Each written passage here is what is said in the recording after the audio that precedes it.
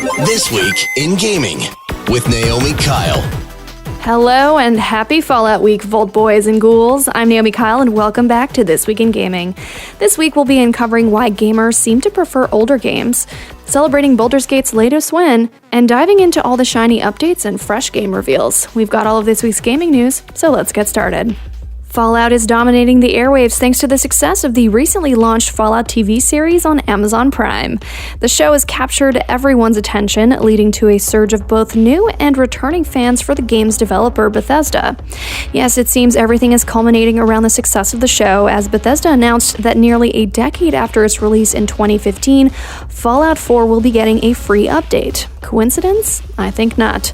This update will include native applications for the 9th generation consoles, meaning the Xbox X and S and PS5, adding things like improved settings, a boost in resolution, and a butter-smooth 60 frames per second frame rate. Minor fixes like stability, login, and quest fixes are included for the PS4 and Xbox One versions.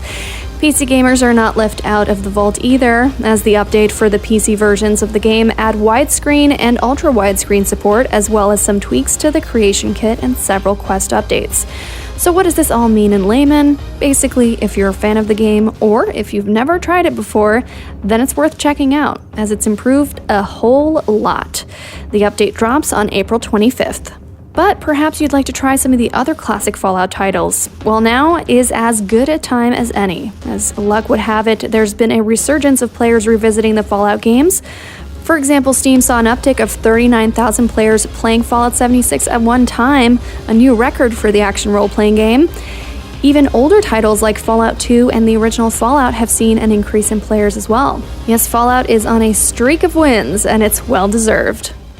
Baldur's Gate 3 can add yet another award to their portfolio of accomplishments after they took home Game of the Year at the British Academy of Film Awards, aka the BAFTAs.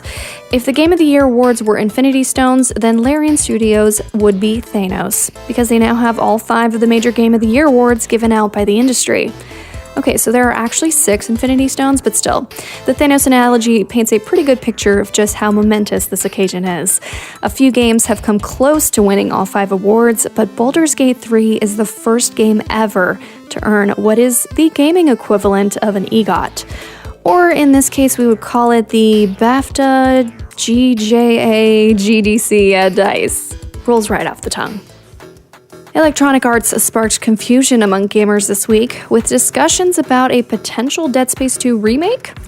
It all started when Giant Bomb personality Jeff Grubb suggested that EA's developer studio EA Motive, a Canadian studio out of Montreal, was working on a Dead Space 2 remake video game, but they halted the project due to the underwhelming sales of the Dead Space 1 remake. EA was quick to respond, saying, "We don't normally comment on rumors, but there is no validity to this story," which is very sad news for fans of the franchise. And then following EA's comment, Bloomberg reporter Jason Schreier took to Twitter to clarify further, saying about the remake that not only was it never greenlit, the project's leaders wanted to do a brand new game, not another remake. So the fate of Dead Space is once again in limbo, but the good news is EA Motive has been hard at work on other projects for almost a year now, including their upcoming Iron Man game, said to be the first of 3 Marvel video games currently in the works at EA.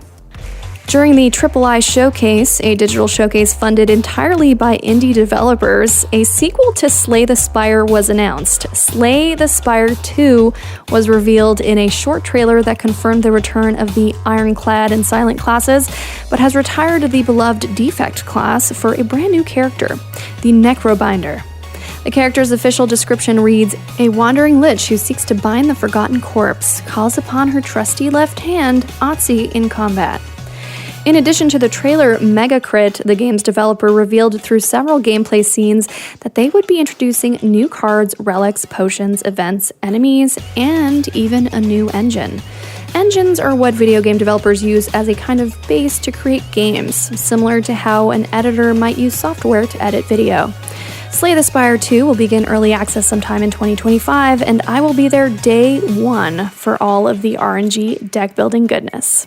Call of Duty fans aren't too thrilled about the latest in-game item for Call of Duty Warzone and Modern Warfare 3. Titled the Beast Glove, it's a new melee weapon made to look like King Kong's robo-arm. and inspired by the new flick Godzilla x Kong New Empire. But it comes with a hefty price tag, 80 buckaroos, and the Call of Duty community has expressed their frustration. The item dropped as part of a crossover event, but it's a little costly to unlock. Instead of the usual ways of racking up kills and winning matches, players have to fork out enough for 4 separate premium DLC packs, each costing $20 or 2,400 COD points. The packs do come with a bunch of themed cosmetics and weapons, which is to say you still get something for your money. However, the COD community were vocal and pointed to their dislike of the ongoing trend where buying in-game purchases means shelling out lots of money for digital goodies that only offer limited in-game perks, and they weren't big fans of the Beast Gloves design either. It certainly wouldn't get me to buy it, but then again, I've spent countless of dollars on cosmetics and bundles in Overwatch, so who am I to judge? A shiny new trailer for Star Wars Outlaws smuggled its way onto the internet thanks to our friends over at Ubisoft. The 2-minute and 42-second trailer gave us a sneak peek of what to expect from the game's story. Set between The Empire Strikes Back and Return of the Jedi, Star Wars Outlaws follows Kay Vess and her alien companion Nyx as they evade the crime lord Slyro across the galaxy, encountering enemy gangs, death troopers, and even a crate dragon. Despite the absence of Jedi, lightsabers, or the Force, the focus on the criminal underworld tells us Ubisoft is trying to make a more grounded story set within the Star Wars world. Star Wars Outlaws is scheduled for release on August 30th of this year. On Xbox Series X and S, PS5, Amazon Luna, and PC, players can gain early access with the Gold or Ultimate Editions, which also include a season pass featuring the Cassell Runner cosmetic pack and an exclusive mission titled Jamba's Gambit. Sounds enticing. Not so enticing, perhaps, is how the Star Wars Outlaws Special Edition versions drew some criticism from gamers thanks to their hefty price tag.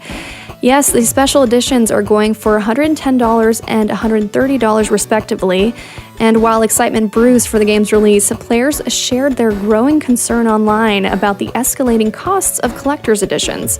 While getting early access and exclusive cosmetics is great, many gamers are skeptical of the additional investment required for content that may not always justify the high expense. I'm starting to notice a theme here. As we talked about in last week's episode, game preservation is important and has been a hot-button topic over the past few weeks. And now, Ubisoft has entered chat. The studio behind the Assassin's Creed and Splinter Cell games is shutting down their online-only racing game, The Crew, and removing the game from players' Ubisoft Connect accounts.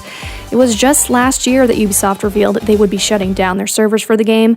That shutdown came into effect last month, catching many fans off guard and prompting accusations of theft against the studio. Players who previously owned The Crew are now finding themselves locked out and left at a loss. Gamers were left to wonder why Ubisoft didn't make preservationist efforts to archive or create alternative servers for the title to live on. This only adds to the ongoing concern of transitioning to an all-digital future and what that means for games that have outlived their prime. Will we see more games simply vanish into thin air? Or is there a way to keep them alive for future generations to enjoy? I'm very much hoping for the latter. When I'm bored and can't decide what game I'd like to play, 9 times out of 10, I play Minecraft. Every new Minecraft world offers a unique experience with new mines to explore, and that feeling you get when you find a vein of diamonds or hear the gurgle of a zombie coming from the pitch blackness of a cave never gets old. As it turns out, I'm not the only person who feels like this. A new study from the market research group Newzoo has revealed that for most gamers, 60% of their playtime is spent playing games that are 6 years or older.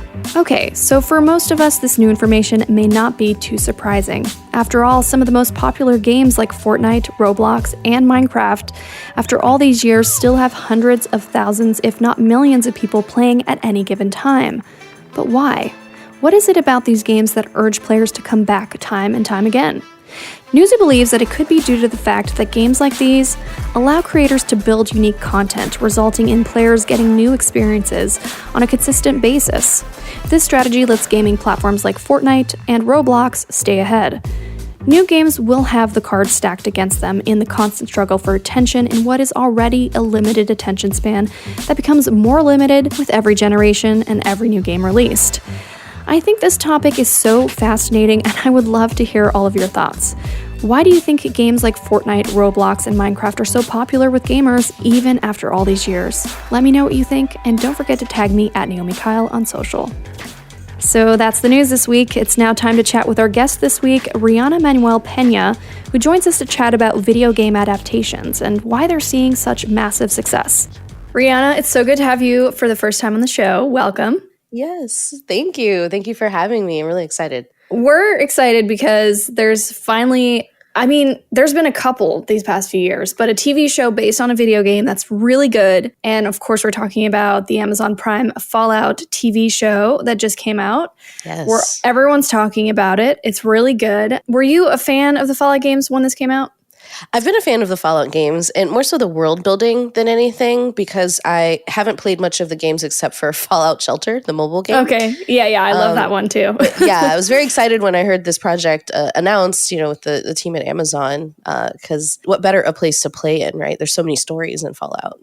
There's a lot of story. Lots of games. And like you said, the world building, and it's also being worked on in cohesion with Bethesda. So you know that they're staying true to the source material. And this show is packed full of Easter eggs and stuff like that. What did you think of the Fallout TV show? Did you finish it? By the way, I'm only on episode 5, so no spoilers. Okay. Trying to remember back to what episode 5 was. Yes, I finished it. So my husband, Danny Pena, had the screener since he did interviews with the cast and the director. And so we watched it early. And I've also rewatched episodes 1 and 2 more times now with friends. I've seen a lot of the beginning and all of it to completion. And general thoughts, I absolutely love it. I think it's an incredible story. It's very intelligently woven together, and it's really cool to see how these 3 different characters, the ghoul, the vault dweller Lucy, and then Maximus, a Brotherhood of Steel member, and how all of them approach trying to achieve their goals in the wasteland, right? It's almost like 3 different playable characters as your play style preference when you're going through a game. Yeah, and I think they also did a good job with taking some of the social commentary from the games and bringing that to life, which was very cool. The haves and the have-nots. And I also wanted to ask, what do you think made the show really good, or other adaptations, stuff like The Last of Us, that also was a huge success, and a lot of fans were really happy with how it turned out? Yeah, I would say, not to compare everything, but I would think a story like this and Arcane were more successful than something like The Last of Us because they told new stories, right? They weren't following a pre-experienced narrative to the letter or trying to adapt one to the letter. There's lots of different hamstrings that you have to try to overcome when you're beholden to a story that people already know very well and love a lot. Because The Last of Us is, of course, an incredible narrative. And the live action was wonderful, and I really like this one as well. I think where this succeeds in particular is taking the spirit of what makes the Fallout games feel like Fallout games and showing a passive audience what that is, right? So you're walking through an incredibly vast wasteland. That feels a lot like walking through the terrain in the game. From the little bit of experience that I have, or you have this interesting off-kilter dark humor when it comes to how violent everything is and how desperate people are and how morality sliders can move left or right depending on who you're talking to. Even representation of the VAT system from the Fallout games where you're shooting off specific limbs and then they explode. Showing that in the live action is just I think it thrills the people who know the game, but it also fits for people who don't. And I think that's the line that they walked very, very expertly in this adaptation. Yeah. And what do you think other shows did right? Things like, or perhaps like you mentioned, Arcane, which for those who don't know is it's an animation based on League of Legends and that video game in particular. So yeah, what do you think they did right as well? Maybe taking the artistic approach as well. Definitely. I think choosing another medium is always tricky, especially when people have a lot of time invested in a game like League of Legends, like the players who love that series play it a lot, right? Yeah. And so they know those characters well, they know the voices well, they know the quips, they know the animation style.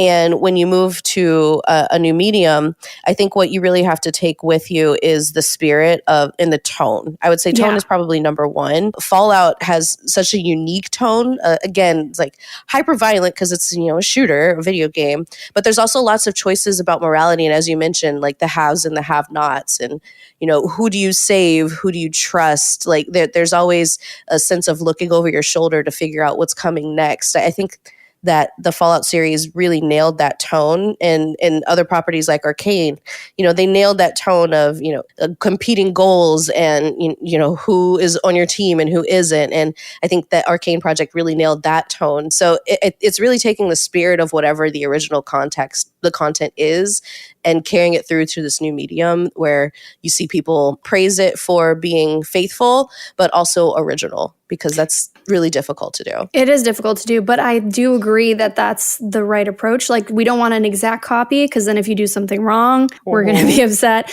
But we would love something that is just building upon what's already been established and creating something new that's still very heavily based in that world. Even to take it further back in time. That's why I love the Mortal Kombat movies so much. Because, it's just goofy, beat 'em up fun. Like, it doesn't necessarily have to be very serious. So while this Fallout show is, and Last of Us is, and Arcane actually very much is, it can be fun and goofy too, if that's the tone that the source material exhibits. Yeah, it does make fun of itself a little bit, Yeah.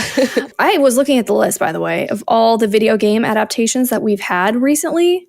Ooh, a lot of good ones. There's a lot. And we've covered a lot of games. I mean, Assassin's Creed had a movie. Tomb Raider had a movie. So many of them have been adapted. Are there any in particular that are coming? So we have, Legend of Zelda. There's a bunch of upcoming movies in the video game space. What are some of your most anticipated ones? Number one has got to be Borderlands. Borderlands 2 is one of it's top 3 favorite games of all time. Sometimes it's my number one, depending on what day it is. That one I'm very much anticipating, and we've seen a trailer, so we do have an idea of what the tone and what the look and feel will be. It is lifting exact characters and most likely exact storylines from the game, so that's going to be tricky. As we've just discussed, it may not be the recipe for success, so we'll see how they execute. But it has a huge cast and, it's really stellar talent in that list. Really, really curious to see how that's going to pan out. Another one I'm really excited for is Mario sequel. I thought Mario sequel. It was so cute. It was so fun. And I think they could have done more fan service, right? They could have given you even more Easter eggs and call outs. But hopefully they take that feedback, because I'm sure they saw all of it when we saw the first one. But the fact that it was like the first $1 billion movie of 2023, I think that shows this audience is like really ravenous for great content that celebrates what we love and what we spent, like, again, all of this time with. And we want to see it done right. And I think Mario did it right. So I'm excited for a second one. I'm excited for those two in particular, and whatever they do with God of War. We also know that that's up and coming. Are there any that you think haven't been announced, that we don't know if are happening ever at any which point, but that you'd love to see at some point in the future? Goodness, what would I love to see in the future? I would love to see a Far Cry live action. Yeah. I really love how, again, the spirit and the tone of those games is so consistent, even when, the people and the places and the names are all completely different. It's still, a young buck going in and trying to save the world from some, local political power, local military power. And I think some of the Far Cries are more successful than others. Far Cry 3 is another one of my top 5 favorites in particular. I love that game. Yeah. And more so for Voss. Like, Michael Mando played such an incredibly enthralling villain. Like he was just so charismatic, and you actually just root against him, but kind of love everything he does at the same time. Yeah. And I feel like they could really bring that, cat and mouse game to life in a Far Cry live action. That would probably be my number one pick. Mass Effect. If there was ever a TV show for that world, and I've read the books too, so there's so much that they could build upon just based on what's been created around the Mass Effect franchise. And then, I could also see, now that I've been playing so much, Helldivers. something like that too Yeah. in a TV space would be so fun and so funny to watch. Give us that Starship Troopers vibe. I love No, it. exactly. And bring that to life in some way. Thank you so much, Rihanna. It was so great having you for the first time on the show. I hope you'll come back. Oh, absolutely. This is so much fun. I could talk about this stuff forever with you. So thank you for having me. Rihanna is the founder of D&R Media Consulting and co-host of the Danny and Rihanna Show. You can follow her on Twitter at Rihanna Tweets Now.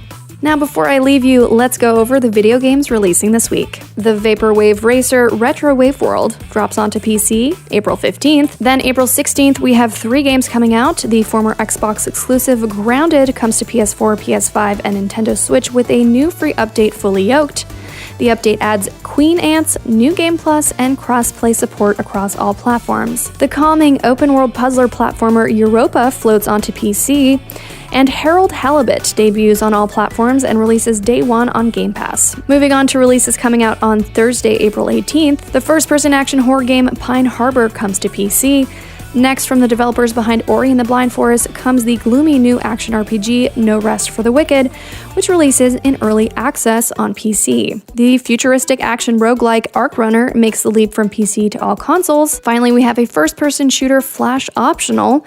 Umurangi Generation is a photography game that was developed for Switch and PC, but has changed focus, re-releasing on PS4, PS5, PSVR 2, and MetaQuest 2 and 3. The Cyber Ninjutsu action platformer Ghost Runner is currently available for free on the Epic Games Store from now until Thursday, April 18th. On April 18th, we get these titles: The Road Riddle, the Fairy Tale Detective Collector's Edition, and Dexter Stardust. They both can be downloaded for free for all Amazon Prime members. And in last week's episode, during our Amazon Prime Games segment, we forgot to mention Demon's Tilt, which is currently free to download on the Epic Games Store for all Amazon Prime members. And that's This Week in Gaming. I'm your host, Naomi Kyle. I had such a wonderful time bringing you all the latest in games. Thank you so much for listening. Your listen makes a huge difference. Don't forget to let me know what you're playing and what you think about these stories by tagging me at Naomi Kyle on social. From all of us here at This Week in Gaming, we wish you a fun-filled week, and we'll see you again, same time, same place. Talk to you later. This Week in Gaming is an iHeartRadio Canada podcast. Subscribe to this podcast on iHeartRadio or wherever you get your podcasts. Download the iHeartRadio app for more podcasts just like these.